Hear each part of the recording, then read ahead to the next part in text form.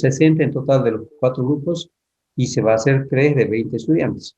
El grupo 4, por ser el último, se cierra. Ah, ya. Entonces, Porque aún no nos han... no, seguramente les van a pasar a otro grupo o les van a comunicar, ¿no?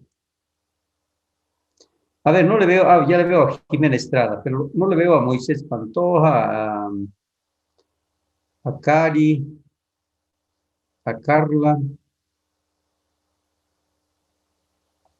¿Qué dice Arturo Quito? ¿Cómo está usted? ¿Bien? Bien, Inge, todavía no. No, Mejor no me quejo. ustedes son jóvenes, o sea, ustedes no les agarran este virus. No debería agarrarlos. Pero de todas maneras les vamos a vacunar igual, por precaución. ¿Qué dice Aliana Figueroa?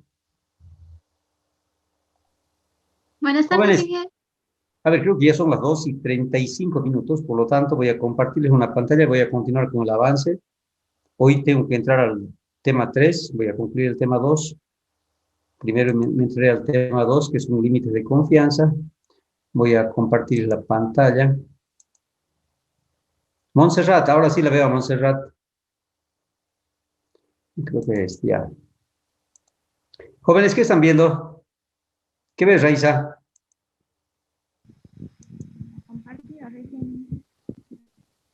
Violeta, ¿qué está viendo? Su pantalla, Inge, ya de lo que ha compartido recién, la unidad 2 de tratamiento de datos cuantitativos. Ya. A ver, jóvenes, si ustedes ingresan a Moodle, yo tenía que concluir el tema 2, que son límites de confianza. Ahora, tenemos que saber para qué nos sirve estos límites de confianza. A ver, esto es parte de la estadística y cuando ustedes hacen un trabajo de investigación, tienen que saber en qué margen va a estar su error. 80%, 90%, 95%, 99%. Entonces, por eso es útil, jóvenes, esto que deben aplicar. A ver, supongamos que determina el contenido de yes. Hacen un número, digamos, grande de muestras, o de análisis en este caso, n, que tiende a infinito. Y siempre en las mismas condiciones, o sea, siempre con el mismo método y con el mismo equipo, material, etcétera, mismas condiciones. Entonces se calcula la media poblacional. A ver, ustedes tienen que saber de que se habla de media poblacional como MIO cuando hacemos un análisis de toda la población. Y por lo menos la población debe ser un número grande, mayor a 30 mínimo. Entonces, pero nosotros, cuando vamos al laboratorio, jóvenes, normalmente hacemos 4 o 5 análisis y queremos tener datos estadísticos, o sea, queremos calcular con el límite de confianza, etcétera. Entonces, no vamos a usar esta mu, vamos a usar una X media, o sea, la media como X, ¿ok? Entonces, las desviaciones de cada valor respecto a la media poblacional es el valor medido menos la media poblacional. En nuestro caso va a ser el valor medido menos la media, menos X medio, digamos, ¿ya? Ahora, el valor verdadero vamos a mantenerlo como XT. Si nosotros graficamos, jóvenes, los valores que tenemos de la medición, o sea, de todos estos análisis que hemos hecho, la frecuencia, o sea, si hemos hecho 5 o 6 veces, esa es la frecuencia, el número de veces. Entonces, usamos una curva normal de error. Ahora, ¿para qué usamos esta curva? Esta curva la usamos por decir, a ver, yo he hecho una medición en una pipeta. He medido, por decirles, 10.5 mililitros, así muy media. De todas mis mediciones, 10.5, así muy media. Pero yo necesito, jóvenes, saber cuál es mi límite de confianza. Entonces, lo que tenemos que hacer es acudir a tablas, definir nuestro límite de confianza. Normalmente se aplica el 95%. Entonces yo diré, a ver, de ese análisis que he hecho mis tablas, con mis gráficas, diré, mi media es 10.5 más menos 0.03, por decir. Pero ese 0.03 lo tengo que determinar en base al límite de confianza que yo he determinado. ¿Ok? Entonces, para eso hacemos uso, digamos, de las tablas estadísticas, en este caso la TED-Student,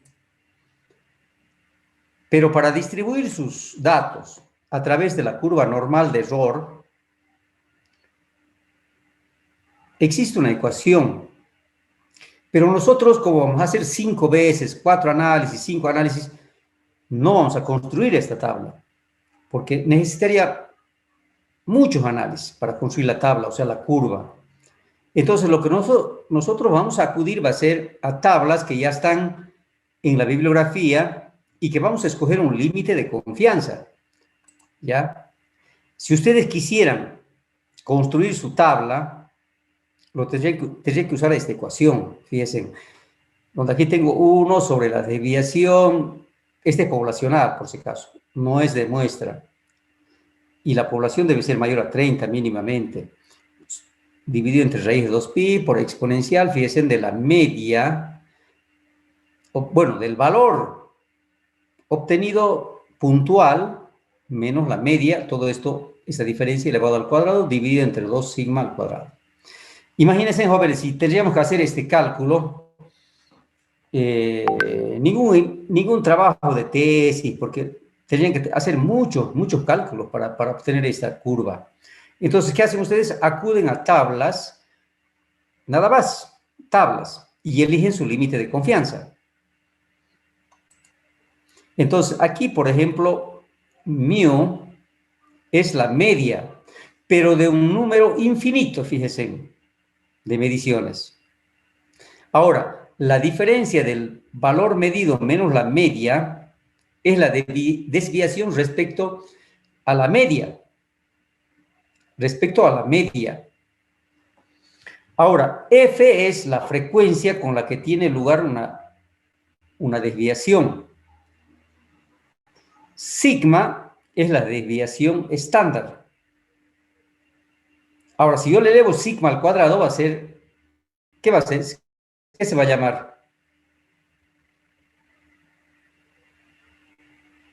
La varianza, ¿ya? Va a ser la varianza de la población, pero en este caso estamos hablando de sigma, es la desviación estándar de la población, la cual tiene un único valor para una serie de datos y nos determina el ancho de la curva normal de error.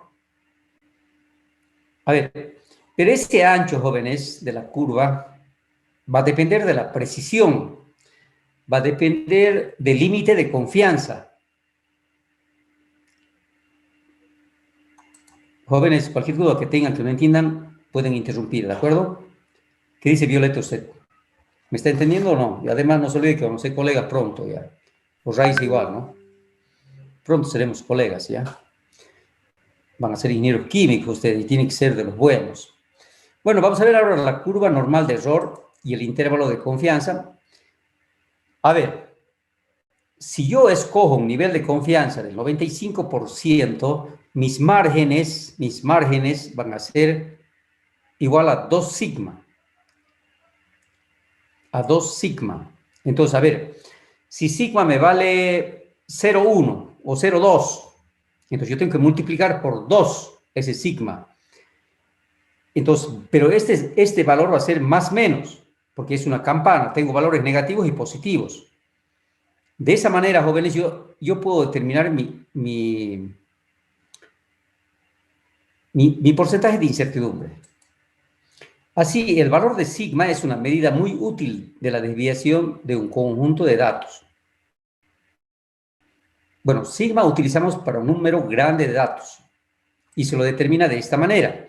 O sea, sigma es la desviación poblacional, o sea, de una muestra grande de datos, mayor a 30 mínimamente.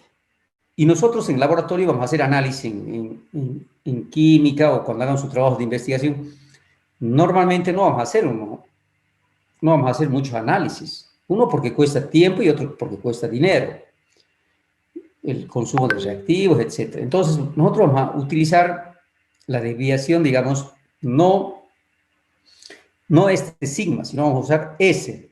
Cuando usamos, fíjense, el valor de sigma es una medida útil que nos mide la desviación. O sea, ¿qué me mide sigma? Me mide una medida de dispersión de mi media. O sea, cada valor, ¿cuánto? Pero es un promedio, ¿no? Entonces, la dispersión de cada valor respecto a la media, eso me mide. Pero cuando mido de la población lo tengo que dividir sobre n. Y esta desviación se lo representa como sigma. Pero si es de una muestra, o sea, menor a 30 datos, yo uso la S minúscula. Pero lo tengo que dividir entre n menos 1 ya hay. N menos 1 va a ser los grados de libertad que yo tengo. Y con esos datos, con ese grado de libertad, yo puedo ir a la tabla de Student y sacar el valor de t para poder representar mi intervalo. De acuerdo al intervalo de confianza que yo escoja, puede ser 90, 95, 99, etcétera. Eso está en tabla, jóvenes. Entonces, cualquiera sean los valores de mu o de sigma de una serie de datos, se puede demostrar que, fíjense, yo quiero llegar a esto, jóvenes, a esto. O sea, que mi resultado, o sea, si yo tengo una media de 55, por decir, entonces yo puedo decir, mi resultado, la media es 55 más menos 0,2. Pero ese 0,2 va a ser de este producto de 2 por sigma, si es a un límite de confianza del 95. Si es a un límite de confianza de, bueno, ahorita lo vamos a ver.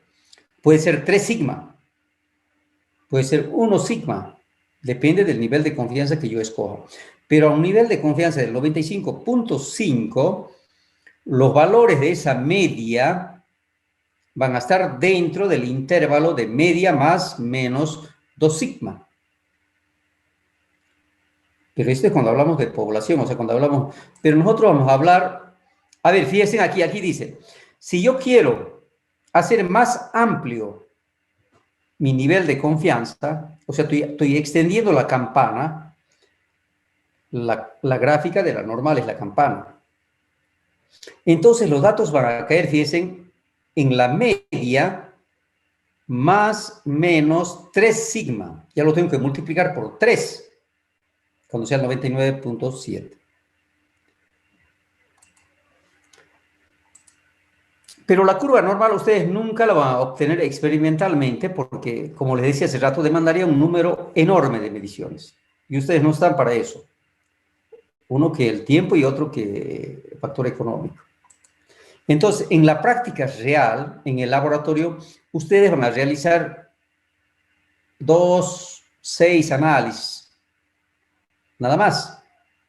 Pero en este caso no van a usar sigma, van a usar la S, la desviación estándar. En este caso se calcula la media como el mejor valor, bueno, siempre es el mismo. El mejor valor, o sea, un valor promedio es este, de un conjunto de mediciones, y la precisión de cálculo, fíjense, en este caso, en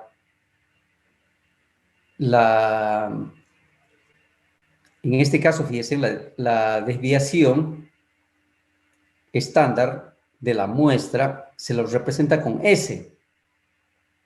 Y esto se aplica cuando sus números de valores es normalmente menor a 30. Si ustedes van a hacer 2, 6 análisis, 7, 10 análisis, tienen que aplicar esta fórmula para calcular su desviación estándar. Fíjense, entonces, al final sigue siendo lo mismo. Es el valor medido menos la media y ese valor elevado al cuadrado y hacen una sumatoria. Pero cuando es sigma, ustedes lo tienen que dividir sobre n, sobre el total de número de determinaciones o de análisis. Pero en este caso es n menos 1. Y este n menos 1 viene a ser mis grados de libertad con los cuales yo voy a ir a la tabla a determinar ciertos parámetros. Normalmente ya están tabulados estos. Solo tengo que escoger mi nivel de confianza. Entonces, la cantidad S, fíjense, es un estimador de la desviación estándar de la población sigma, pero este es para un número pequeño de datos. Para una serie finita, la otra era infinita. ¿Ya? Entonces, fíjense, ustedes reemplazan S por sigma. En este caso, cuando tenemos un número finito, y sigma es cuando es un número infinito. A ver, fíjense aquí. Hemos dicho que esta curva tiene su fórmula para poderla construir, y esa fórmula hemos dicho que es esta. A ver, esta es la fórmula. Si ustedes quieren construir la curva, tendrían que tener muchos datos, muchos análisis, y tendrían que calcular, por supuesto, la media, la desviación, en este caso, la desviación, bueno, y aplicar esta fórmula. Pero ustedes, jóvenes, no tienen tiempo para eso. Entonces, ustedes van a acudir a tablas que ya están, digamos, que existen, y que solamente ustedes van a tener que determinar su nivel de confianza.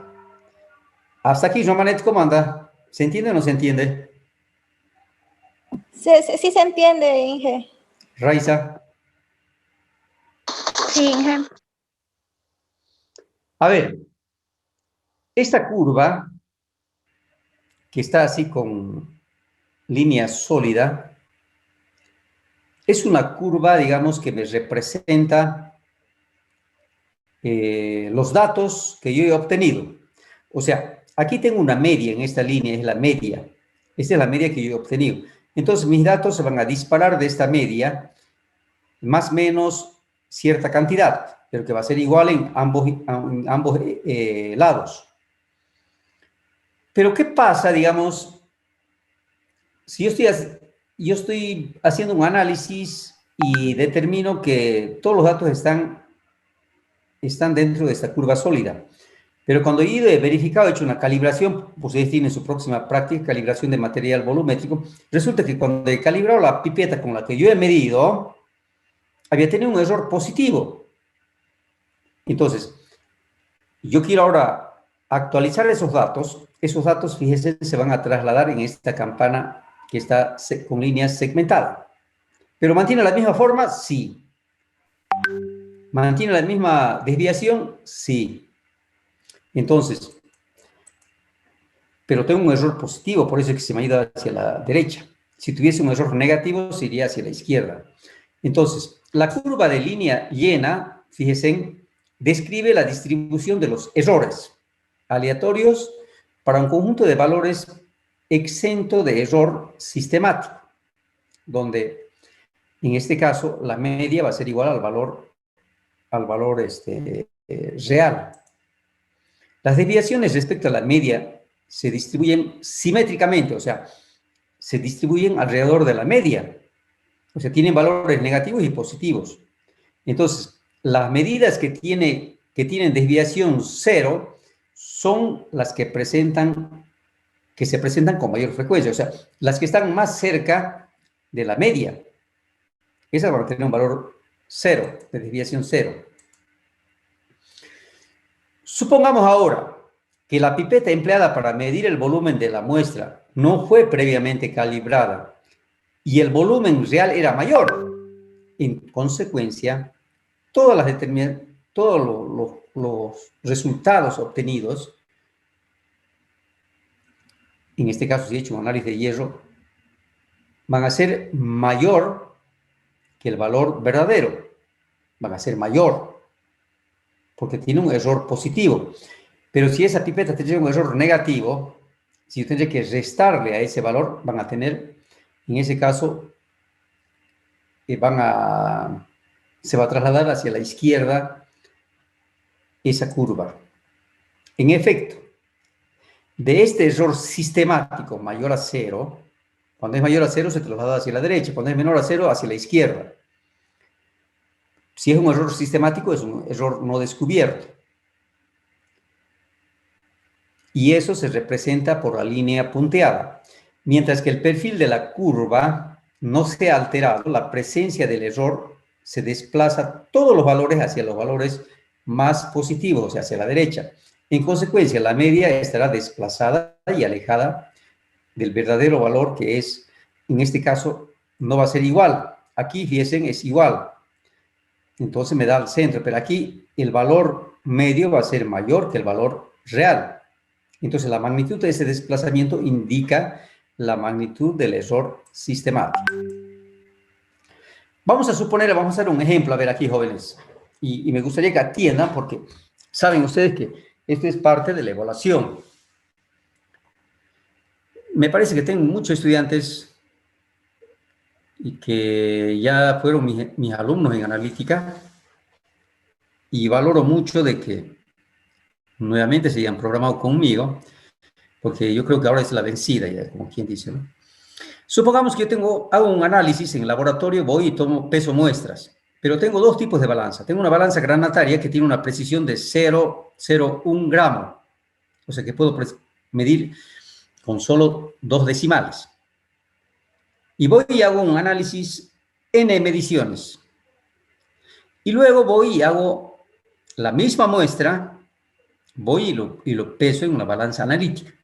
Y hago las mismas cantidades también de pesadas. ¿Ya? Ahora, vamos a ver qué pasa con esto. Voy a tener valores aquí de la balanza granataria y voy a tener valores de la balanza analítica, resultados, o sea, que he determinado en el laboratorio. Supongamos que sean n, que sea 10, entonces voy a tener 10 datos de la balanza granataria y voy a tener 10 datos de la analítica. Ahora, cada serie de valores estará afectada por un error y va a ser aleatorio. Pero su magnitud, fíjense, será ciertamente menor para la serie medida con la balanza analítica debido a que tiene mayor precisión, porque yo aquí tengo una precisión de 0,1 miligramo y aquí tengo una precisión de 0,01 gramo. Entonces, el efecto se manifestará en el aspecto de las respectivas curvas. Fíjense aquí, esta curva que está aquí con línea continua van a ser los datos que yo he obtenido pesando en la balanza analítica. En cambio, esta que está con líneas segmentadas van a ser la curva normal, porque ambas son curvas normales, pero esta va a ser de los datos obtenidos con la balanza granataria. Ahora, si ustedes se fijan, con la balanza analítica yo tendré que decir esta media, o sea que los valores que yo designe de acuerdo a mi límite de confianza, por ejemplo, si le pongo aquí mi límite de confianza, aquí es 95%, aquí 95%, o sea, uno es más y otro es menos. Entonces, todos los datos van a caer dentro de esta curva. Pero si yo voy a la balanza granataria y tengo los mismos datos, fíjense cómo se hace más amplio mi intervalo, porque el error es mayor, porque la balanza granataria tiene menor precisión. Entonces, aquí estoy suponiendo que es un límite de confianza del 95, por eso estoy multiplicando la desviación por 2. Y ese se multiplica por 2 y se obtiene un valor de más menos, o sea, más menos 2 por la desviación.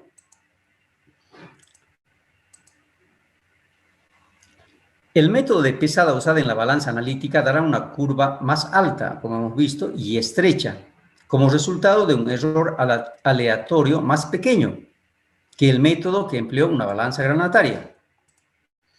No obstante, la diferencia en la forma de ambas curvas, ambas curvas son simétricas, alrededor del verdadero valor, y las desviaciones grandes respecto de la media son mucho menos probables que las pequeñas desviaciones. Como en este caso, yo en la balanza analítica voy a tener menor desviación que en la balanza granataria porque tiene mayor precisión. La diferencia entre ambas series se refleja en el ancho de la curva. Veamos este ejemplo, jóvenes, para que se entienda. ¿Me están siguiendo todos o no? ¿Qué dice Romanet? ¿O se fue usted? Sí, sí, lo estamos siguiendo. Violeta, Arturo, ya no le veo, Arturo. Sí, Inge. Sí, Inge. ¿Me están siguiendo todos? Sí. Sí, Ya. Inge. Usted, Arturo, no se olvide que esta ha sido pregunta de examen, ¿no? El anterior semestre. Y me acuerdo de Santiago, cuando estaba dando su evaluación, entonces creo que Santiago sacó 70, parece. Entonces, él dijo, bueno, todavía veo notas buenas, le dije, ¿no? Así comentando cuando estaba viendo el examen, ya los resultados, pero todavía faltan entregar a otros estudiantes, le dije así, ¿no? En voz alta. Entonces Santiago dice, no, ingeniero, no espere milagros, ha dicho, me acuerdo esa vez así, esas palabras, dijo, no espere milagros, ingeniero, dice así, como diciendo, esta es la máxima nota de 70, ¿no? Pero creo que había también otras notas de 70 en el primer evaluación. Entonces, una pregunta, jóvenes, es así. O sea, aquí tengo que ponerles una pregunta para que ustedes apliquen los datos cuando hagan trabajos de investigación o hagan trabajos en laboratorio, ¿no? Bueno, aquí tengo un experimento. Yo tengo una piedra caliza. Esa piedra caliza voy y lo llevo a combustión. Ustedes saben que al combustionar aquí se me produce dióxido de carbono y se me va a producir, en este caso, óxido de calcio.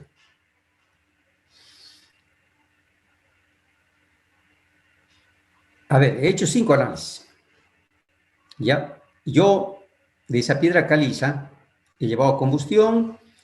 Los gases de combustión, por supuesto, que me salen por la chimenea, que va a ser dióxido de carbono, y me queda un sólido que viene a ser el óxido de calcio. Este óxido de calcio, jóvenes, es la cal viva que se utiliza como material de construcción, pero normalmente lo utilizan ya cal hidratada, o sea, hidróxido de calcio. A esa cal viva, al óxido de calcio, le añaden agua y hay una reacción exotérmica y tenemos hidróxido de calcio. Ese hidróxido de calcio es el que se comercializa para la construcción. Bueno, aquí tengo 5 mediciones, jóvenes. Y en las 5 mediciones, fíjense, aquí tengo el primer análisis me ha dado 55.95, el otro me ha dado 56, 56.04, 56.23, 56. Sacando una media, ¿cómo sacamos la media? Sumando estos 5 valores y dividiendo entre 5 y me da una media de 56.06. Esa es la media de mis análisis que yo he hecho. Ahora, puedo calcular la desviación. A ver, ¿qué quiere decir esta desviación? Esta desviación significa que este valor, o sea, pero eso es un promedio, ¿no? Este es un promedio, esta desviación. Significa que este valor de 0,0, o mejor dicho, que este valor 55.95 está más o menos disperso de mi media, de este 56, con un promedio de esto, de 0,054, más o menos.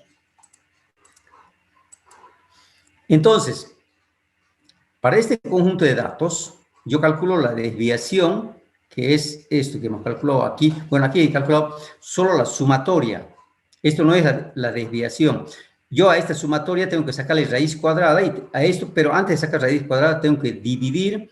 En este caso, si yo tengo 5 experimentos, cuando es una muestra, lo tengo que restar 1 a la muestra. En cambio, cuando es la población, yo tengo que dividir entre el número de la población, pero en este caso es muestra, entonces tendré que dividir entre 4, porque tengo 5 determinaciones, 5 menos 1 va a ser 4, ¿ya? Por eso es que aquí, fíjense, aparece el 4. Entonces, de ahí que esta es mi media, 56.06 es la media de mis 5 análisis que he hecho en el laboratorio, y mi desviación es 0,11, o sea, 0,11 es la desviación que hay de cada resultado que yo he tenido respecto a la media. Porque esto me mide una medida de dispersión. ¿Qué dice Raiza? ¿Usted está de acuerdo con esto o no?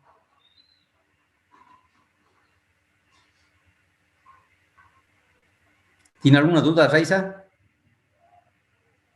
Ninguna. Todo claro. ¿Con quién llevó analítico usted la anterior vez? Inge, ¿será que por favor podría volver un ratito atrás? A ver, ¿cómo no, Elizabeth? Dígame. Pero le preguntan a Raiza, a ver, ¿con quién llevó analítica? ¿Con qué docente?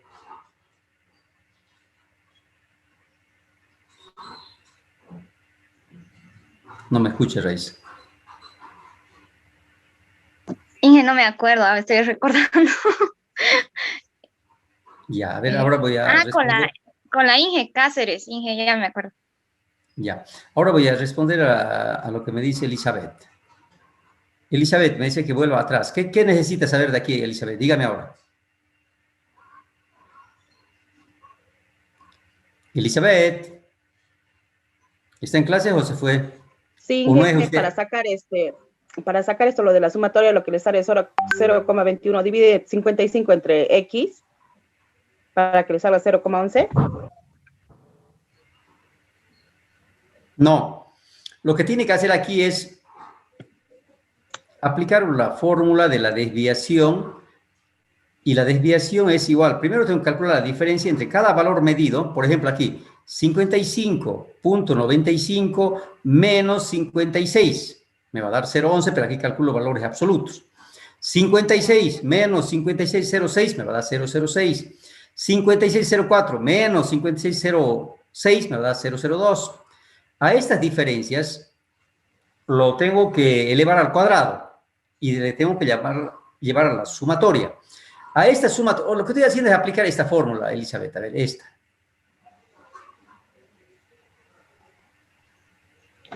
esta fórmula. Fíjense, entonces, mi valor medido menos mi media, lo elevo al cuadrado, eso lo divido entre, cuando es una muestra, entre el número de resultados menos 1 y saco la raíz cuadrada. Entonces, yo llego a esto, fíjense ahora. Bueno, Aquí gracias, estoy sacando Inge. esto, solamente la sumatoria. Ahora, para Sí, aplicar sí. ya la media, lo que tengo que hacer es Sumatoria, todo. llevar esa sumatoria y dividir entre n-1, como son 5 análisis, Entre 5. entonces n-1 es 4, saco, eso es la desviación recién. Ahora, esta desviación significa, es una desviación, digamos, de la muestra, entonces significa que cada valor va a estar más o menos, va a tener esa desviación de 0,11 respecto a mi media. Estos valores de X, perfecto, que viene a ser 56, y S, que es 0,11, sin embargo, pueden diferir sensiblemente de la población, o sea, de la media y de sigma, que va a ser de la población. Pueden diferir, porque yo estoy haciendo aquí una muestra apenas, yo estoy haciendo 5 análisis nada más. Pero puede demostrarse que la mejor estimación de mu, o sea, de la media, está dada por un intervalo de confianza de la media. O sea, aquí estoy entrando ya, esta es una introducción para entrar al intervalo de confianza. Porque usted tiene que saber, ¿para qué voy a aplicar intervalo de confianza? Aplican ese intervalo de confianza para determinar en realidad su variación que va a tener su media. ¿Ya? Entonces, fíjense, ahora, esta media va a tener, si voy y aplico la T de Student, va a tener, yo tengo que calcular, primero aquí tengo que sumar mi media. A ver, mi media me ha salido 56,06, ¿ya? 56,06, pero más menos ¿cuánto? Más menos ¿cuánto? Porque va a tener valor negativo y positivo. Entonces yo tendré que, para definir más o menos cuánto, yo diría, a ver, ¿con qué nivel de confianza quiero trabajar? ¿Quiero trabajar con el 90? ¿Quiero trabajar con el 95? ¿Quiero trabajar con el 99? Jóvenes, cuando ustedes escojan ese valor, ese nivel de confianza, ustedes van a poder determinar esta T, porque esa T les hace falta, nada más esa T. Esa T la van a obtener de tablas y van a obtener con sus grados de libertad. Y los grados de libertad son, va a ser en este caso 4, porque es el número de análisis menos 1. Fíjense, entonces, para determinar esta media, porque yo tengo aquí una media, yo tengo que saber ahora, a esa media le tengo que sumar una variación, más o menos, y ese va a ser, en este caso, mi grado de incertidumbre. Entonces, por eso estoy utilizando esta T. Ahora, X, S y N conservan su significado y T es la T de student, es un parámetro obtenido de la tabla que depende del número de grados de libertad. Por ejemplo, yo tenía 5 análisis, entonces mis grados de libertad van a ser 4. Y también depende del grado de confianza que se desee.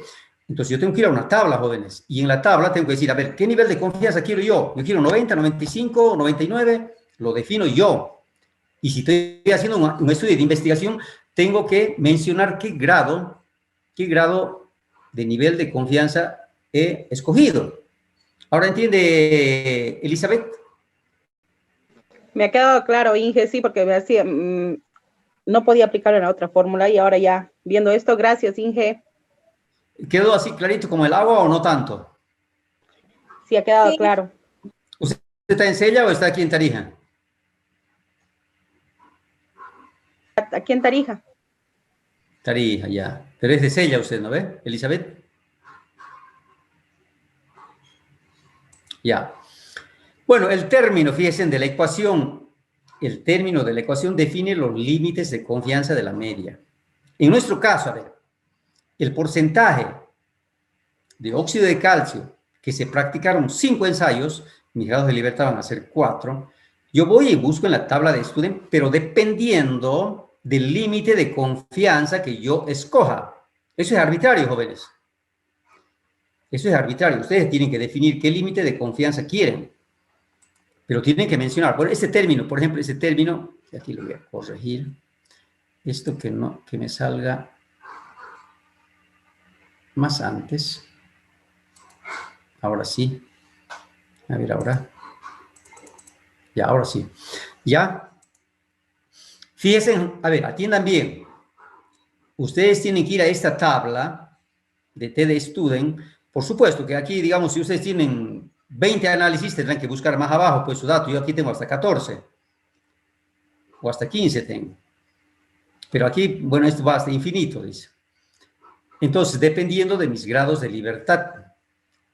Cuando yo tenía 5 análisis, yo tengo que restar 1 y mis grados de libertad son 4. Entonces, yo tendré que venir ahora a definir. Mi T de Student va a ser 1.53, la T esa, pero con un nivel de confianza del 80%. O puede ser, si quiero digamos, hacer más grande mi nivel de confianza, 90%, entonces va a ser 2.13. Y si quiero hacerlo más grande todavía va a ser 2.78 y hasta 4.60. Ahora, 8.60, fíjense, es el 99.9. O sea, casi que, si escojo un 99.9, quiere decir que mis datos van a estar siempre casi bajo la campana. Pero si escojo un 80, voy a tener un intervalo más reducido en la campana. ¿Se entiende hasta aquí o no, Raiza?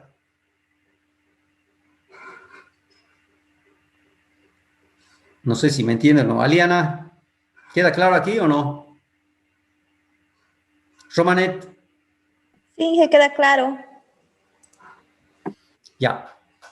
Por lo tanto, fíjense, ahora, con un nivel de confianza, o sea, esto es para decir, bueno, a ver, mis valores, en este caso yo puedo decir, mis valores para un nivel de confianza del 90% de los datos obtenidos para el óxido de calcio en laboratorio, tiene 56.06 más menos 0.11.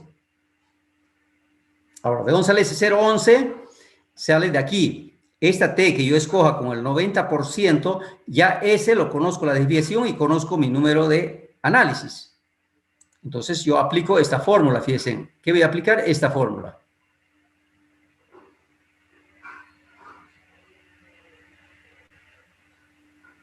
Esta. Para el 90% voy a decir 2.13, porque eso vale T. Esto es la desviación y este es el número de análisis.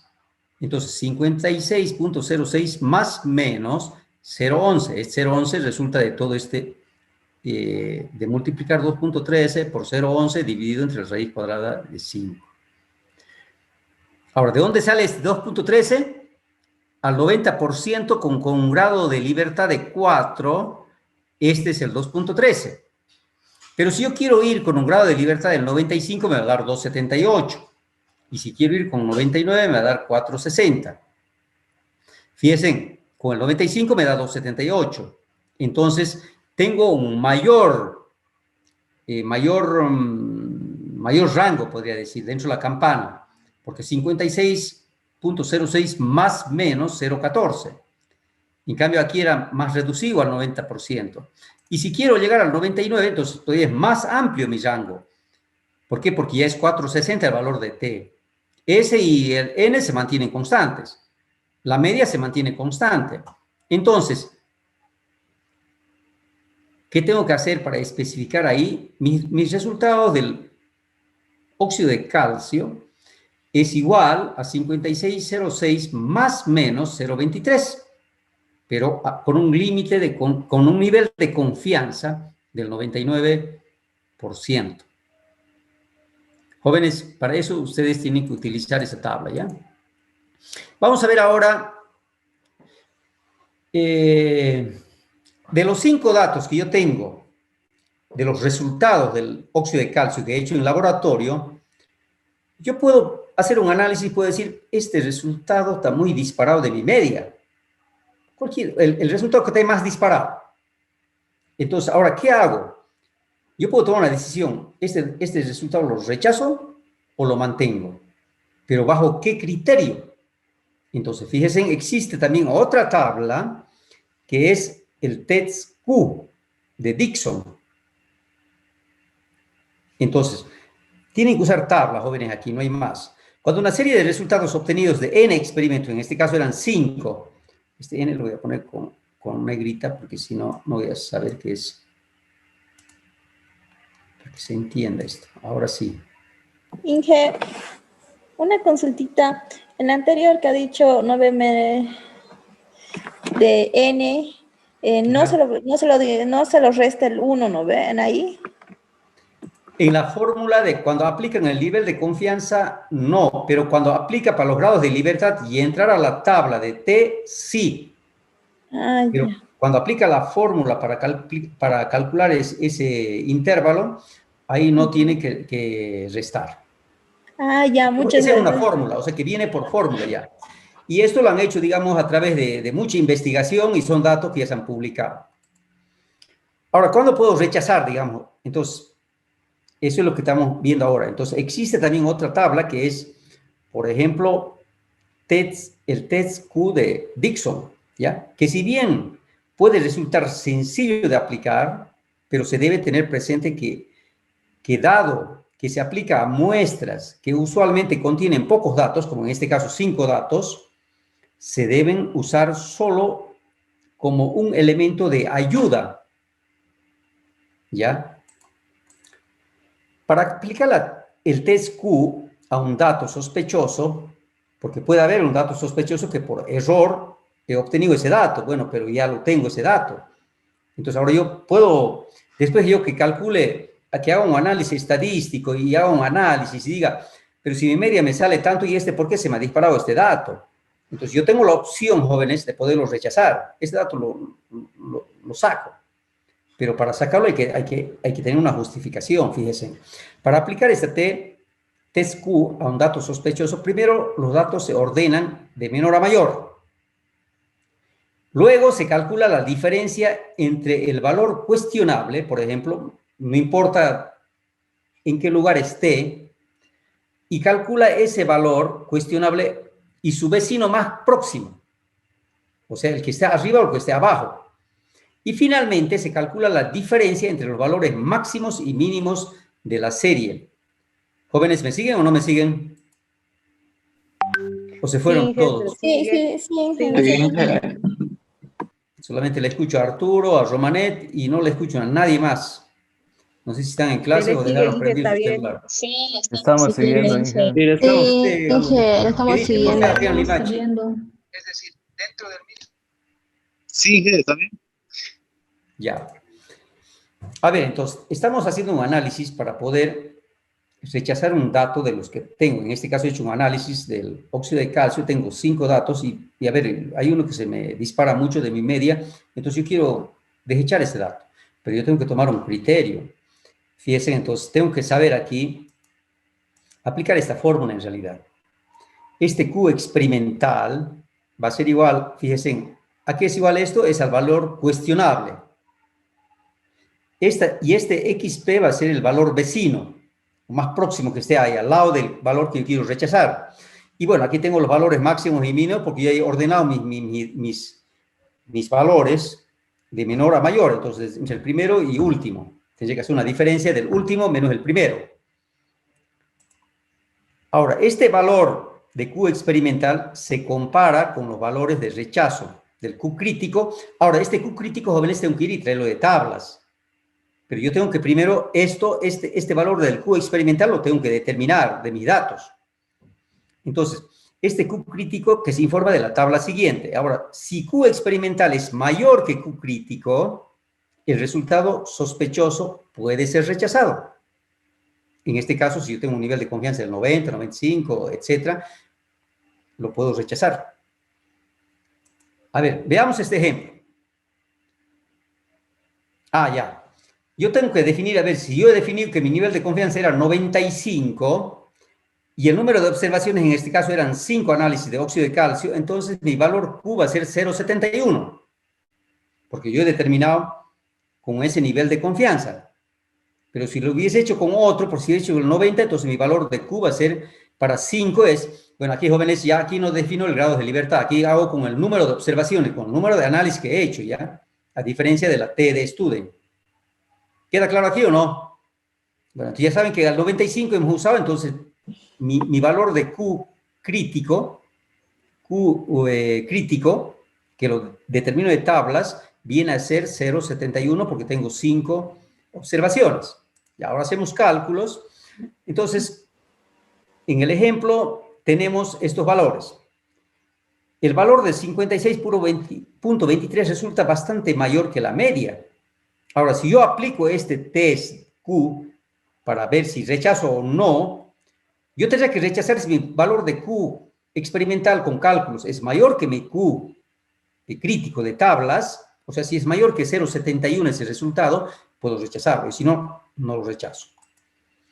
Fíjense, entonces aquí tengo los 5 valores, 1, 2, 3, 4. 5 valores. Pero resulta que este último valor para mí está muy disparado de mi media, que mi media era 56,08, no, mi media era, ¿cuánto era mi media? 56, fíjense, mi media es 56,06. Pero resulta que mis datos, 56,06, fíjense, y este 0,23 está muy disparado de mi media. Entonces, ¿puedo rechazarle o no? Primero tengo que ordenar de mayor a menor todos mis datos, fíjense. Entonces, ahora tengo que, este es mi valor que quiero rechazarlo, es cuestionable, o sea, está muy disparado. Y este es mi valor próximo. Y tengo mi máximo y mi mínimo. Entonces, ahora el valor crítico, fíjense, aquí entonces, este es mi valor cuestionable, este es mi valor próximo, y este es el máximo y mínimo. Entonces, 56.23 es el valor cuestionable, que yo, está muy disparado de mi media. Entonces, yo tengo que tomar una decisión, ¿lo desecho o no? Y este es mi valor próximo, 56,08. Ahora, el valor máximo es 56,23 y el valor mínimo es 56,95. Este resultado me da 0,54. Pero 0,54 lo tengo que ir a comparar con mi Q crítico que he sacado de tablas. Y ustedes han visto que para un nivel de confianza del 95 era 0,71. Este es menor, por lo tanto no puedo rechazar este dato. Ahora, las 5 observaciones y un nivel de confianza del 95, Q crítico es 0,75, mayor que la experimental. Entonces el resultado debe conservarse. ¿Ok? Observar que en este ejemplo existe un 5% de probabilidad de conservar el dato siendo anómalo, o sea, siendo que te disparado. Se puede sugerir algunas recomendaciones para el tratamiento de una serie reducida de datos que contienen un valor sospechoso. Bueno, hay otros. Por ejemplo, reexaminar cuidadosamente todas las observaciones incluidas el dato sospechoso para asegurar que un error grosero no sea la causa de ese dato anómalo. Estimar la precisión esperada del procedimiento para asegurarse de que el resultado discrepante realmente es cuestionable. Repetir los análisis. Bueno, en síntesis, la única razón válida para rechazar un dato de una serie es el convencimiento de que se ha cometido un error. Sin este convencimiento, lo más prudente es mantenerlo el dato. Jóvenes, he concluido el tema. Ahora voy a sacar un práctico para que ustedes me hagan de este tema, que son tratamiento de datos cuantitativos. Y este práctico, que lo voy a sacar hasta el viernes, ustedes me van a presentar, jóvenes, en el día de su evaluación. Bueno, voy a ponerlo en la tarea, pero va a ser así, para que tengan tiempo y práctica. Jóvenes, yo concluí el tema ahora voy a pasar al tema 2, porque ustedes saben que yo tengo, jóvenes, 2 periodos. Ah, no, Elizabeth, usted no sabía, por si acaso. No sé si sus compañeros le comunicaron, pero no, decidimos. coménteme.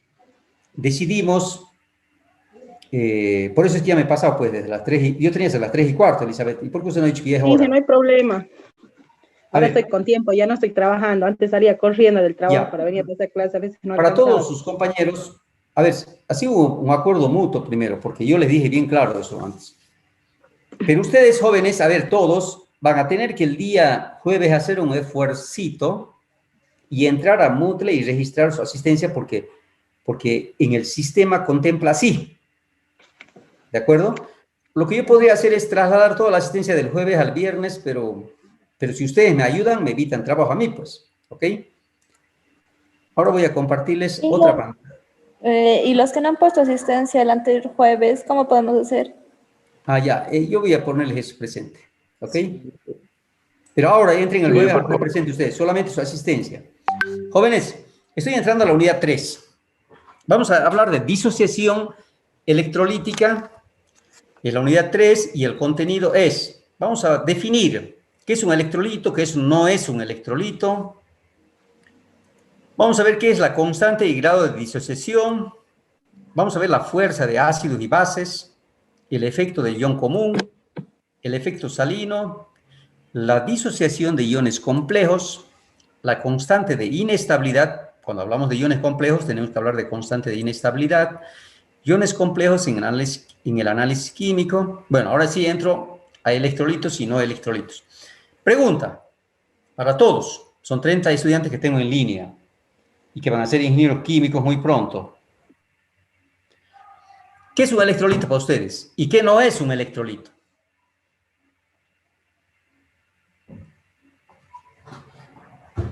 Elizabeth, ¿qué dice usted? O se me fueron, que nadie me... A ver, Quito, Arturo Quito. Sí. ¿Qué es un electrolito para usted? ¿Qué es un electrolito y qué no es un electrolito? Podríamos decirte que es una sustancia que tiene carga, tal vez. ¿Alguien más que quiera acotar eso? Romanet, ¿usted qué dice? ¿Sería un material que se disuelve por completo? A ver, tiene que tener muy claro los términos. Disuelve no es lo mismo que se disocia. Disuelve, puedo hablar de grado de solubilidad, ¿se dan cuenta? Pero no hay nada que ver con electrolitos. A ver, ¿alguien más que quiera acotar a la definición, al concepto? Jóvenes, Doctor, ¿qué dice? ¿Tiene iones libres en su composición? A ver, Dije, es una sustancia que contiene iones libres. Ya, ¿Es un Violeta. conductor de electricidad? También, de acuerdo con eso. Sigan. Algo más. Joana, ¿qué dice usted? O Ana. Es una sustancia que no se disocia a iones, un no electrolito y un electrolito que sí disocia a iones. ¿Pero disocia en qué? ¿En qué medio?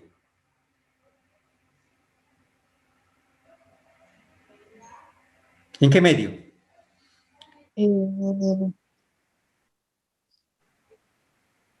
Ya. Pero a ver, Neil,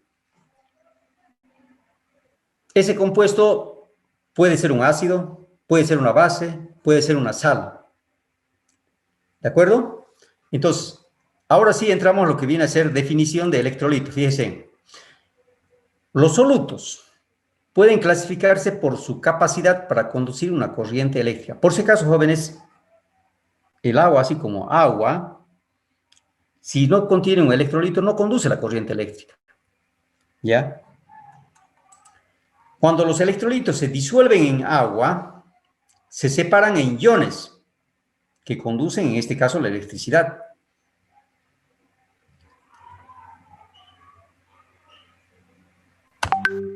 Cuando los no electrolitos se disuelven en agua, se disuelven como moléculas. A ver, por ejemplo, yo tengo azúcar, sacarosa.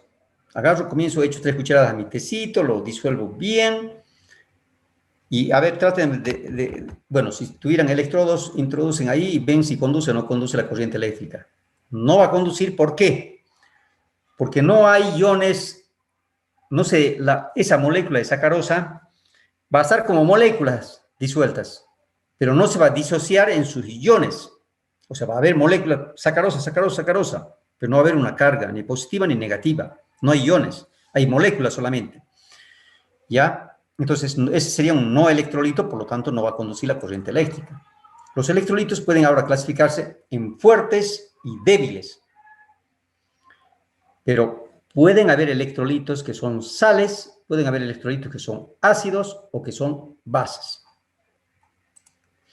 En todos los electrolitos, parte o todo el soluto que se disuelve produce iones. Un proceso llamado disociación. Eso es disociación, o sea, esa molécula se está separando en iones.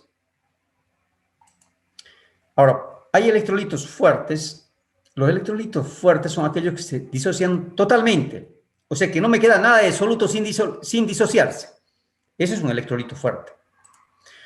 En un electrolito fuerte con el cloruro de sodio, hay 100% disociación del soluto en iones. O sea, no me va a quedar, cuando yo añada cloruro de sodio a un vaso de agua, no me va a quedar ninguna molécula de cloruro de sodio. Me va a quedar puro iones de cloro y iones de cloro. O sea, cationes de cloro y aniones de cloruro. Eso me va a quedar cuando yo disocio. ¿Queda claro hasta aquí o no? ¿Qué dice Romanet? Queda claro, sí, no queda claro. Pero moléculas de cloro no van a haber, porque se ha disociado totalmente. Y esa solución sí me conduce a la corriente eléctrica, aunque por poquita cantidad que haya echado. Fíjense aquí, ahora puedo tener un ácido. Esto era una sal. Lo que decía hace rato es que el cloruro era una sal. Pero puedo tener un ácido, que es un electrolito fuerte, como el ácido clorhídrico. Cuando yo añada ácido clorhídrico a un recipiente que tenga agua, se me va a disociar totalmente el ácido. O sea, no me va a existir moléculas de ácido clorhídrico en el agua. Me va a existir puro iones. Iones de hidrogeniones y iones cloruros. Fíjense, a ver si estito que ven aquí con rojo es un ion cloruro, un anión en este caso, pero es un ion. O sea, un ion puede ser un catión o un anión, eso quede claro. Pero cuando tiene carga negativa se lo dice anión y cuando tiene carga positiva se lo dice catión. Pero ambos son iones. Entonces, fíjense, aquí yo tengo el anión cloruro y aquí yo tengo, fíjense, esta molécula que aquí lo estoy reemplazando como, fíjense, como iones hidrogeniones.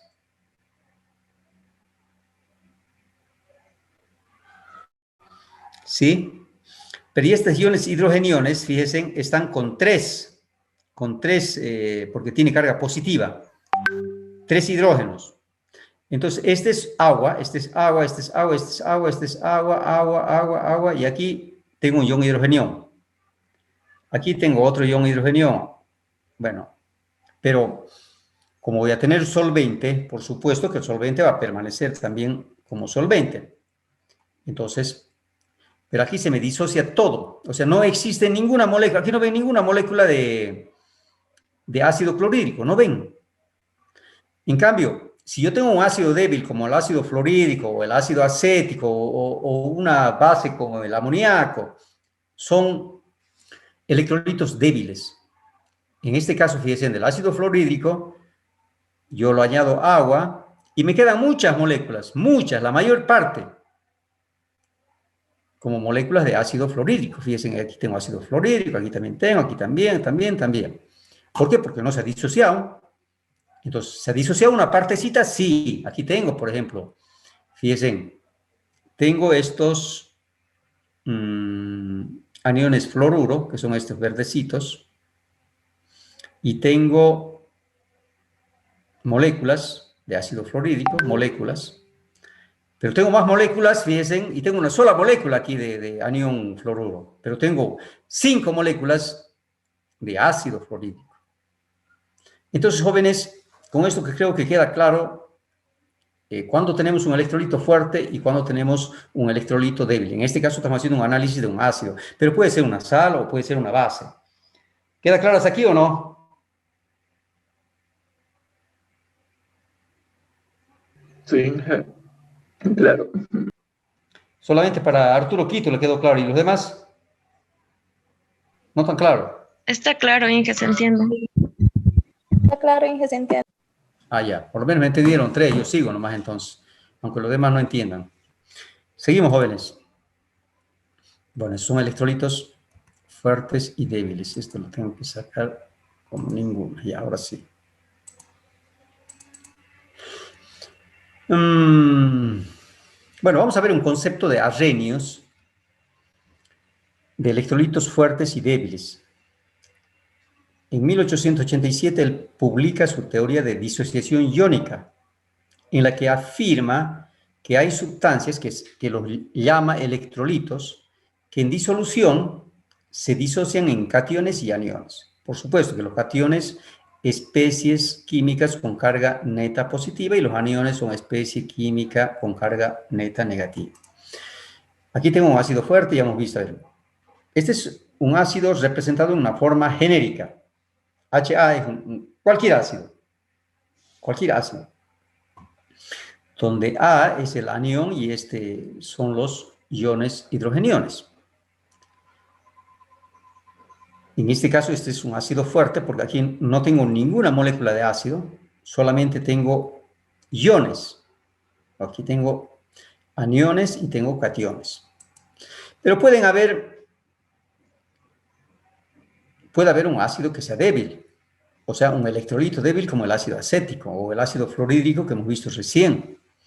Fíjense, yo aquí, si aquí es la mitad, jóvenes, aquí va a ser 3 partes, o sea, no tengo menos de la cuarta parte, podríamos decir, y menos todavía, que se ha disociado. Normalmente los electrolitos débiles no se disocian más de un 10%, ¿ya? Entonces, fíjense, aquí tengo más moléculas de ácido que me quedan en la disolución, pero tengo pocos iones. Ese es un electrolito débil. Un electrolito fuerte es toda sustancia que al disolverse en agua provoca exclusivamente la formación de iones con una reacción de disolución prácticamente irreversible. Bueno, eso ya hemos visto. Ahora, estos son electrolitos fuertes. Por ejemplo, aquí tengo una sal, aquí tengo un ácido y aquí tengo una base. Para que vean que puedo tener esos 3 tipos de sustancias que pueden ser electrolitos fuertes. En este caso, esta sal del nitrato de potasio, o podía tener la sal del cloruro de sodio, como viste hace rato. El nitrato de potasio en aniones nitrato y cationes potasio. Ahora, esta base, el hidróxido de sodio, también es un electrolito muy fuerte, y cuando ustedes si alguna vez, jóvenes, ustedes quieren disolver hidróxido de sodio, a ver, ¿para qué van a querer disolver? Puede ser que quieran, a veces se les tranca las cañerías de su lavaplatos por la mucha grasa que hay, entonces le pueden añadir hidróxido de sodio. O a veces se tranca hasta el baño, lo pueden echar hidróxido de sodio. O a veces quisieran, hacerse unos jugos al durazno, duraznos al jugo. Y entonces quisieran pelar los duraznos, pero no pelarlos con cuchillo, y que tengan una buena presentación.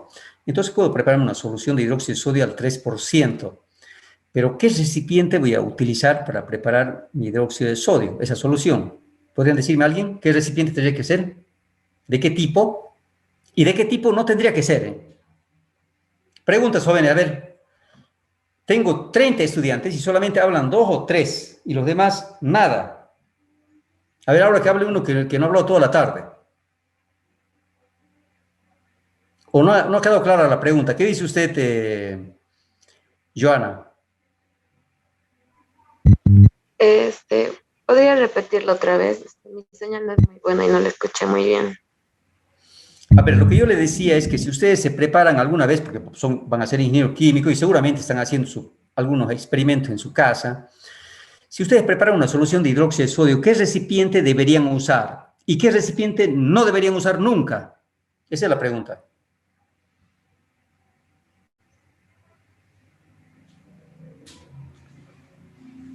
¿Qué dice Arturo Quito? A ver. Arturo Quito, ¿me escucha? Ah, ajá, se debería usar un recipiente metálico. No creo que no se va a utilizar metálico, ¿verdad, ingeniero? A ver, le escuché medio entrecortado. Arturo, otra vez, por favor, repita. Repita. Para preparar la solución que comentabas, creo que sería incorrecto utilizar un recipiente metálico, por lo que genera calor la reacción, tal vez. No. Otra respuesta, a ver, de otro estudiante. Jóvenes, estamos viendo casos puntuales, casos de la práctica, cuando ustedes vayan y trabajen o cuando hagan un experimento en su casa. O sea, estos son ejemplos así, que uno aprende haciendo. ¿Alguien podría, a ver, Kimber, Montserrat, ¿qué opina usted? ¿Se puede usar un recipiente de vidrio? ¿Montserrat? Sí, se puede. Sí. Sería un... ¿Ya? ¿Qué dice usted, Romanette? ¿Está de acuerdo o no? Sí se puede usar un recipiente de vidrio, yo qué sé. Ya, pero a ver, imagínense, ahora estamos en la industria. A ver, yo tengo que preparar 100 litros de una solución de hidróxido de sodio y quiero hacer un circuito de unos tanques. ¿Ustedes creen que yo voy a tener un recipiente de vidrio de ese tamaño? Inge, No, Inge, pero también no se podría utilizar acero inoxidable, ya que el acero inoxidable aguantaría altas temperaturas. Ok, Inge, dígame. Adelante, Aliana. también se puede utilizar recipientes de plástico, pero tienen que ser especiales para eso. Sí, creo que sí hay. Pero a ver, normalmente una solución de soda cáustica para hacer un circuito yo lo tengo que calentar a 70 grados, 80 grados. ¿Ustedes creen que ese recipiente de plástico me va a servir? ¿Y tendré que meterle llama al recipiente y creen que va a aguantar la llama para calentar? ¿O tendré que meterle un serpentín adentro? ¿Ah? No sirve, no podría servir el recipiente de plástico. Ya. Sería uno de acero inoxidable, si es que estuviese en una fábrica, porque la mayoría de los materiales son acero inoxidables.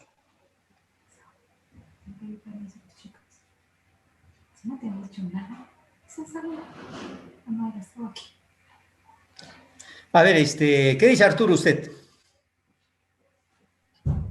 No se tendría que utilizar tal vez un, ¿cómo se dice?, aislante de agua alrededor del recipiente por lo de las temperaturas.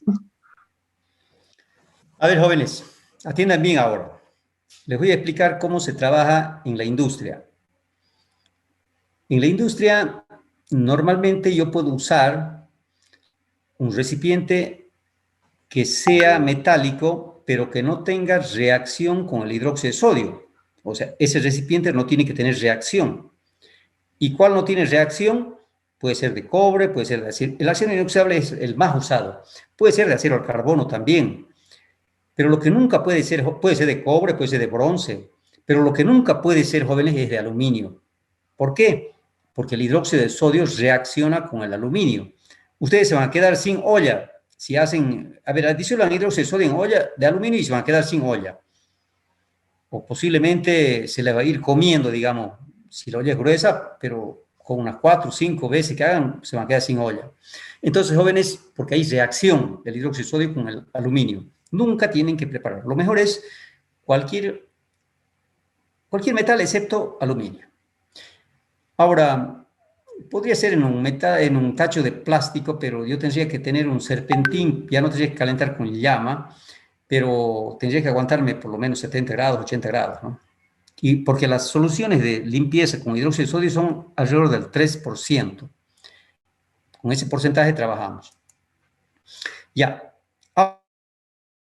Fíjense, se disocia totalmente el electrolito fuerte, ¿ya? En una ecuación para la disociación, las cargas deben balancearse. ¿Qué quiere decir eso? Que la carga negativa debe ser igual que la carga positiva. Aquí tengo, por ejemplo, una carga negativa porque tengo un anión nitrato y aquí tengo una carga positiva porque tengo un catión potasio. Entonces, aquí fíjense, 1 más, menos, se neutraliza. Más, menos, igual. Ahora, aquí fíjense, aquí, para disociar el ácido sulfúrico, yo tengo un ion sulfato, pero que tiene una carga de -2. Entonces, un ion hidrogenión tiene carga más 1. Para poder igualar y balancear las cargas, yo tengo que poner un coeficiente de 2 para tener 2 hidrogeniones. Entonces, menos 2 más 2 se neutraliza. Se deben balancear. ¿Queda claro esto o no? Sí, Inge. Solamente para usted le quedó claro. ¿Y para los demás? Antes hablaba Elizabeth, ahora ya no habla nada. Sí, que queda claro, ese rato le he dicho lo del acero inoxidable. Ah, muy bien, no, yo he tomado en cuenta, no se preocupe. Sigamos. Electrolitos débiles, bueno, hemos dicho, son aquellos electrolitos o solutos que yo en una disolución acuosa se me disocia muy poco. Ese es un electrolito débil, ¿ya? O sea, más me van a quedar moléculas de soluto que iones, eso. Bueno, ya hemos visto el ácido fluorhídrico. Seguimos viendo electrolitos débiles. Fíjense, a medida que se forman más iones, bueno, en el caso del ácido fluorhídrico, algunos se recombinan para producir nuevamente ácido fluorhídrico. Entonces, estas reacciones, o sea, se alcanza un equilibrio, ¿ya? Estas reacciones dirigidas hacia los productos y de regreso se indican mediante dos flechas entre reactivos y productos que apuntan directamente en direcciones contrarias. Por ejemplo, ¿qué me significa esto? Significa que hay un equilibrio. Posiblemente al inicio, jóvenes, al inicio, yo no tenga nada de estos iones, porque yo tengo agua y tengo ácido fluorhídrico. Entonces, cuando añado el ácido fluorhídrico, voy disolviendo, se me va disociando una pequeña parte, porque este es un elemento. Y cuando estos iones se están formando, nuevamente reaccionan entre el ion hidrogenión y el anión fluoruro y me van a producir otra vez ácido fluorhídrico. Porque aquí también voy a tener muchas moléculas de ácido fluorhídrico. Un electrolito débil es una sustancia que al disolverse en agua produce iones parcial con reacciones de tipo reversible. Ya hemos visto. Por ejemplo, el hidróxido de amonio o el amoníaco. Este es el ácido acético, fíjense. Entonces, aquí hay una reacción reversible. Y hay otros que no son electrolitos, son débiles. Un no electrolito, como la sacarosa, por ejemplo, el azúcar, ese no es electrolito. Se disuelve en agua, en la forma de moléculas, pero no se disocian en iones. Eso les decía hace rato, cuando ustedes añaden, a ver, endulzan su té o su café, no van a tener iones, van a tener moléculas de sacarosa disueltas. Clasificación de los solutos en disoluciones acuosas. Electrolito fuerte se disocian completamente. En la solución solo van a tener iones. ¿Conducen la electricidad? Sí, conducen. Puedo tener sales, como el cloruro de sodio, el bromuro de potasio, el cloruro de magnesio, el nitrato de sodio, o puedo tener bases, como el hidróxido de sodio, hidróxido de potasio, o puedo tener ácidos, ácido clorhídrico, ácido bromídrico, ácido iodídrico, el ácido nítrico, ácido perclórico, ácido sulfúrico. También tengo electrolitos que son débiles. ¿Se disocian? Sí, parcialmente, no completamente. Voy a tener muchas moléculas del soluto, en este caso, en la solución acuosa. Principalmente moléculas, fíjense, voy a tener más moléculas que iones, porque son débiles. ¿Conducen la electricidad? Sí, pero muy débil. Tengo ácidos, por ejemplo, el ácido fluorhídrico. En este caso tengo sustancias neutras como el agua, tengo bases como el amoníaco. Aquí tengo el ácido oxálico, tengo el ácido acético, bueno. No electrolitos, que no disuelven nada aquí, no se disocian nada como la sacarosa que hemos visto. Hay solo moléculas, aquí no hay nada de iones en la disolución. ¿Conducen la corriente? No. Entonces tengo compuestos de carbono como en este caso. ¿Qué es este compuesto? ¿Qué se llama? ¿Han llevado orgánico ustedes ya? Elizabeth, ¿qué se llama este compuesto? ¿Metano? A ver. Metanol. Es metano. Metanol, aquí está su nombre, entre Metanol. paréntesis. ¿Usted sabe consumir Metanol. alguna vez metanol o no? ¿O nunca ha consumido? No, el ¿Y etanol. etanol sabe consumir o no? Poco. Los Etanol fines de sabe semana. consumir. Ah, está bien, a vesitas entonces ya, ok. El etanol sí, dice, pero el metanol nunca. ¿Sí? Elizabeth. El metanol es venenoso, Inge. es tóxico, eso le causa ceguera. Es O sea, tóxico. usted si va, y la gente tiene la creencia siempre que dice, cuando destilan, dice la primera gota del destilado es la mejor, dicen, y comienzan a probar. No. Y ahí es donde usted, cabeza de destilado, y ustedes tienen que recoger y desechar eso. Depende, digamos, de la capacidad, pero normalmente el 1%. A ver, si yo tengo un alambique de 100 litros, yo 1 litro recojo. Si tengo de 200 litros, recojo 2 litros de cabezas. Y que eso lo tengo que separar. Bueno, la sacarosa, fíjense, no son electrolitos, ni tampoco el etanol. Y esto, la urea, tampoco. Bueno, vamos a entrar ahora a lo que viene a ser constantes y grado de disociación. O sea, yo tengo que medir, jóvenes. Tengo que medir cuánto se ha disuelto de ese electrolito. Entonces, pero principalmente estas constantes y grado de disociación, yo las tengo que aplicar en electrolitos débiles. ¿Para qué voy a ir a hacer un cálculo, a ver, de un electrolito fuerte si yo sé que se ha disociado totalmente, pues? ¿Verdad? ¿O para qué voy a hacer un cálculo en un no electrolito si yo sé que no se disocia? No voy a querer calcular el grado de disociación de la sacarosa o del alcohol si sé que no se disocia. Eso es perder tiempo. ¿O para qué voy a ir a querer calcular el grado de disociación del ácido clorhídrico, del hidróxido de sodio, del cloruro de sodio? Porque sé que se ha disuelto totalmente, pues. Entonces la constante de disociación va a ser 100% aquí en este caso. Cuando una sustancia se disuelve en agua, a menudo se disocia o ioniza parcial o totalmente. Los electrolitos disociados parcialmente se llaman electrolitos débiles y los disociados totalmente, bueno, ya hemos visto.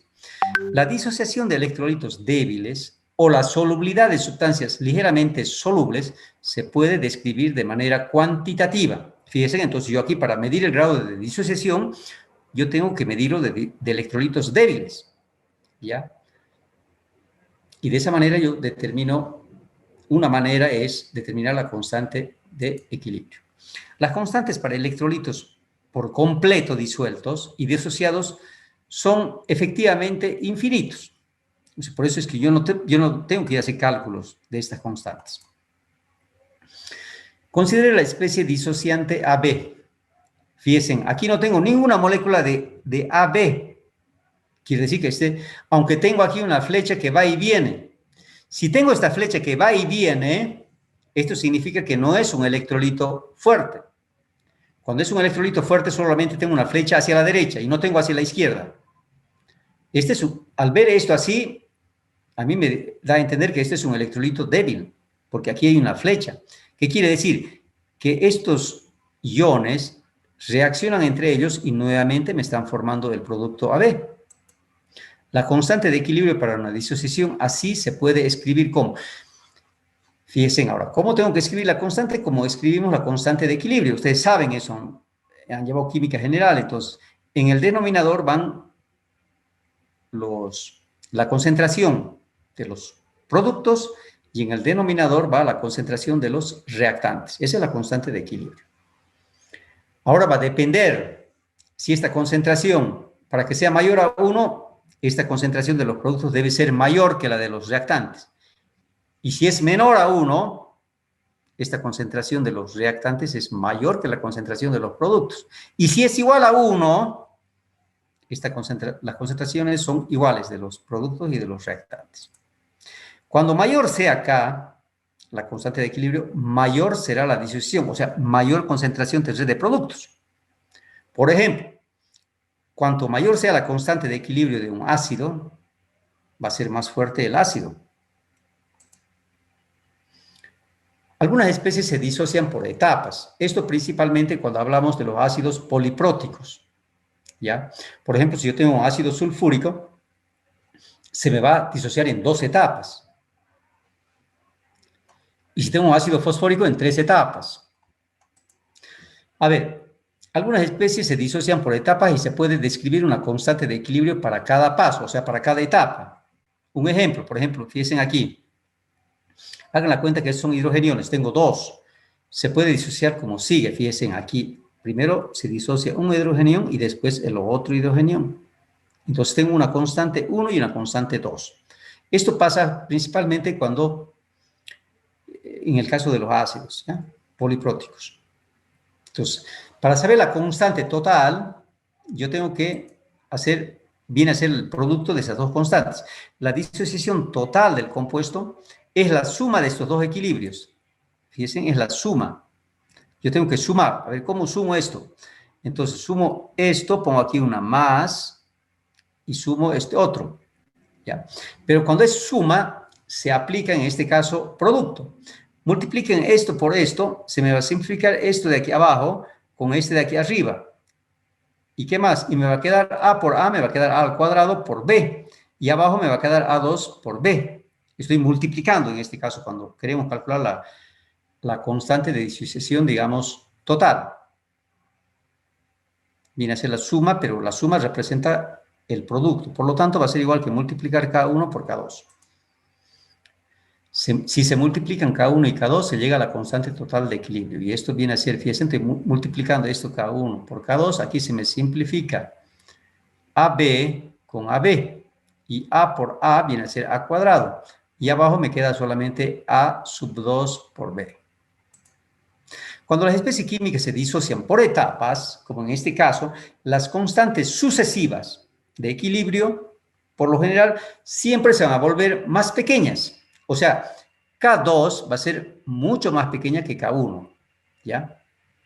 Obsérvese que en los cálculos de equilibrio se usa siempre mol litro, porque en estas unidades yo represento las concentraciones, ¿ya? O sea, esto viene a ser molaridad, en otras palabras. ¿Queda claro esto o no tan claro, Elizabeth? Queda claro, Inge. ¿Y los demás qué dicen? Sí, Inge, queda claro. Romanet, la única. Ah, Neil también me anda siguiendo. Los demás seguro están haciendo una siesta y han dejado su celular encendido. Ah, también Darwin. También le escuché a Darwin hablar hoy día. Se le escucha. Okay. Que se Me le alegro, entiende. jóvenes. A Jimena, por fin le escuché a Jimena hablar. Bueno, jóvenes, entonces queda claro esto. Así tiene que ser, claro todo.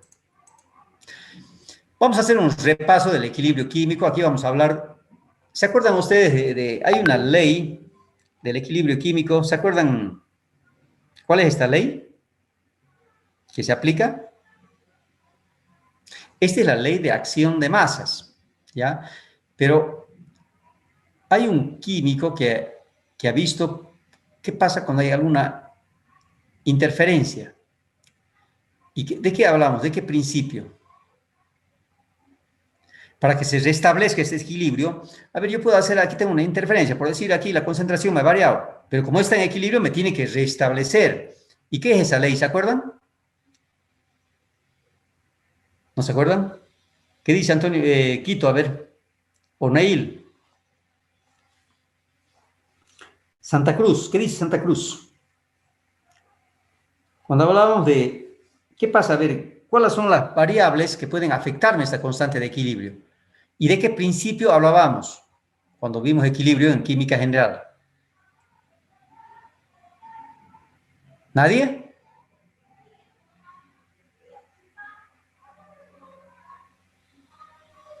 Las condiciones normales de presión y temperatura, Inge. No. No. A ver, ¿quién más? Jóvenes, ustedes van a ser mis colegas. Este es un concepto básico. ¿Qué dice Joana? A ver, quiero escuchar a Joana, que no habló toda la tarde. Sí, he hablado, Inge. Ah, ya. Pero a ver, ahora dígame lo que pregunte. Lo que sospeche, por lo menos diga, pero diga. Uy. No me acuerdo, Inge. Ya, por lo menos ya ha hablado. Ahora quiero escucharle a David Paredes. ¿Cómo está David Paredes? Buenas tardes. ¿Cómo está, Inge? Buenas tardes. ¿Se acuerda de eso de cuando hablamos de equilibrio químico? ¿Y qué pasa cuando, digamos, yo tengo alguna interferencia en mi equilibrio? Por ejemplo, puede ser presión, temperatura, concentración. Se puede restablecer ese equilibrio, pero hay un principio. Hay un químico que ha descubierto esto. ¿Y se acuerdan del nombre? ¿Nadie? ¿Qué dice David? ¿No se acuerda?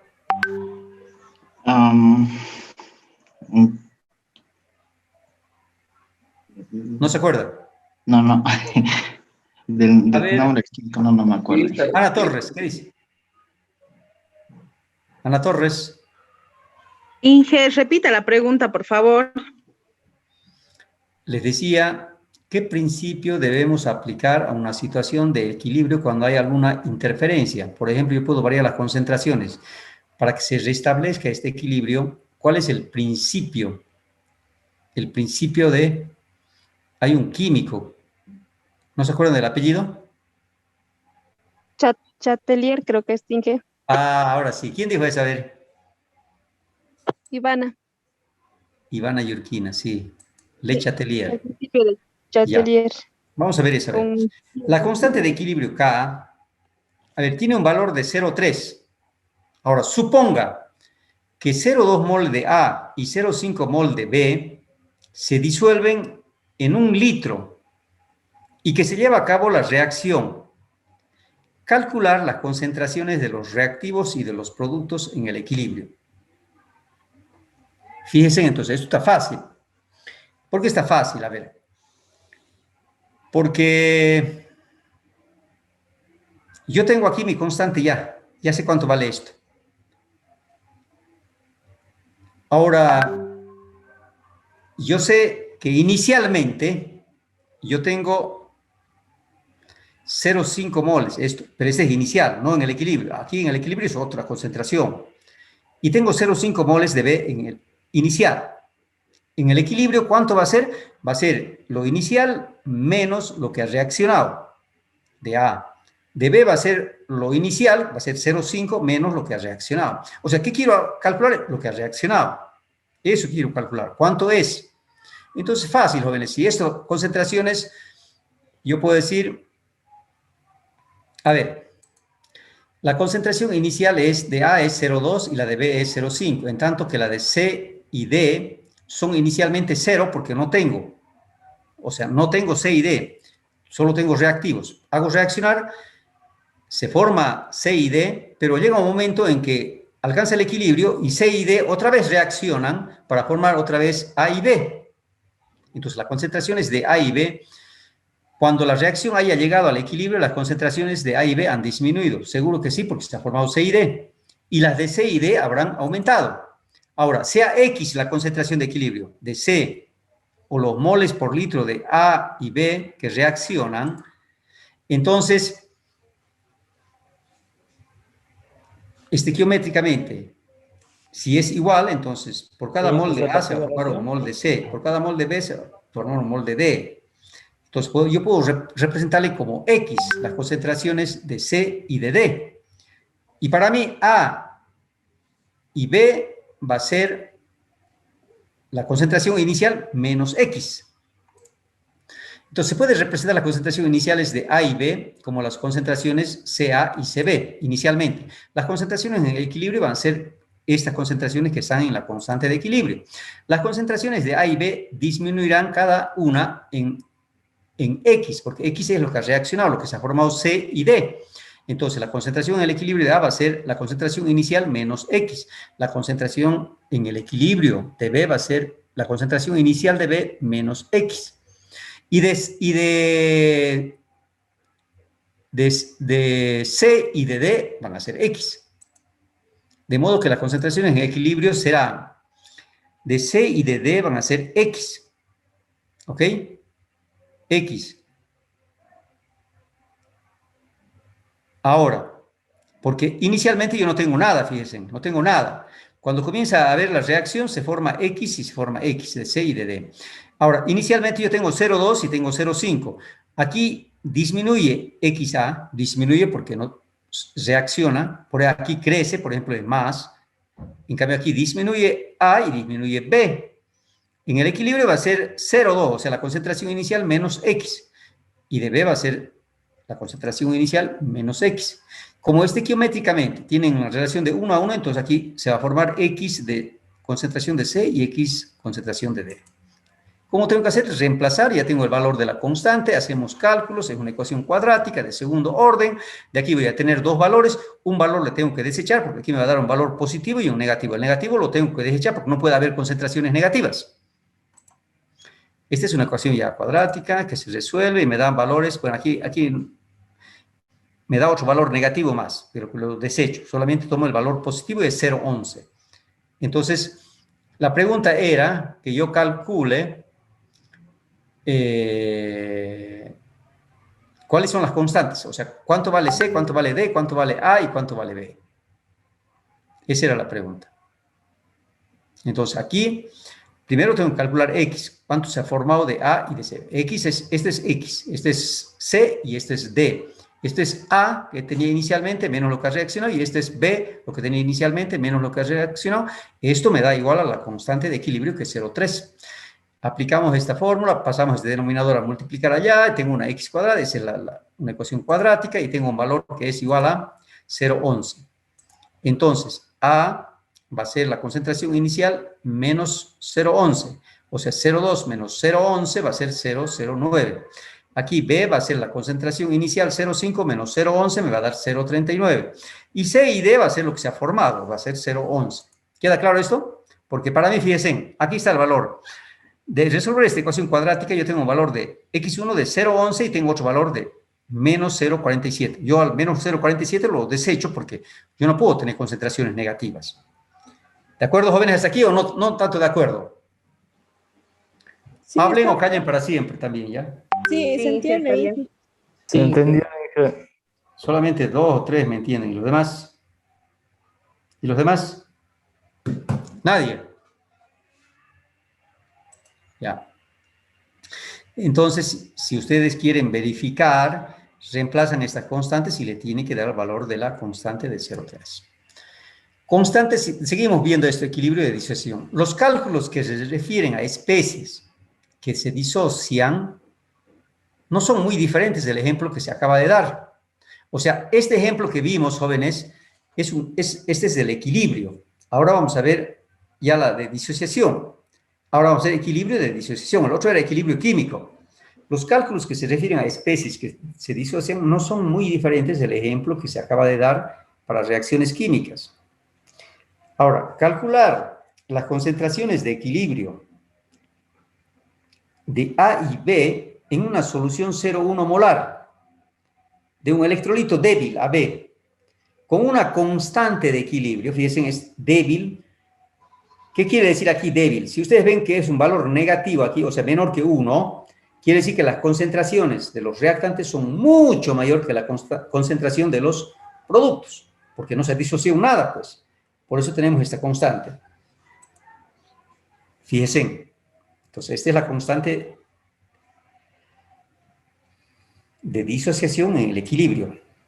Tanto A y B son, no conozco estas concentraciones, no conozco cuántos iones hay de esto, pero sí conozco esta concentración inicial que me dice que es 0,1 y conozco esta constante K de equilibrio que es 3.0 por 10 a la menos 6, mucho menor que 1.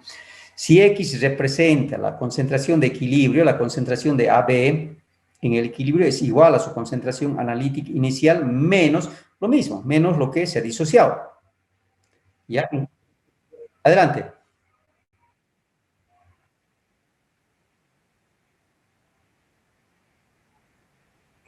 Dígame su nombre primero. Adelante, Neil, adelante, no hay problema, Neil. Ok, gracias por avisarme. A ver, ¿alguien más que quiera interrumpir? O si tienen clases jóvenes, no se preocupen, ¿no? Ya no nos queda mucho tampoco, mire, fíjense. ¿A qué hora tenemos? Ah, no, ya había sido hora, jóvenes, me estoy pasando. Van a disculpar. Neil, va a disculpar, me pasa a ver, ¿por qué no me ha dicho recuerdo que era hasta las 4, pues? Por supuesto, que yo también tengo clase a las 8:30. Jóvenes, pórtense bien, adiós a todos. Adiós, nos vemos ahora el próximo martes. Ya no pasamos el jueves, por si acaso, Elizabeth. Hasta luego, Inge. Adiós, adiós a todos.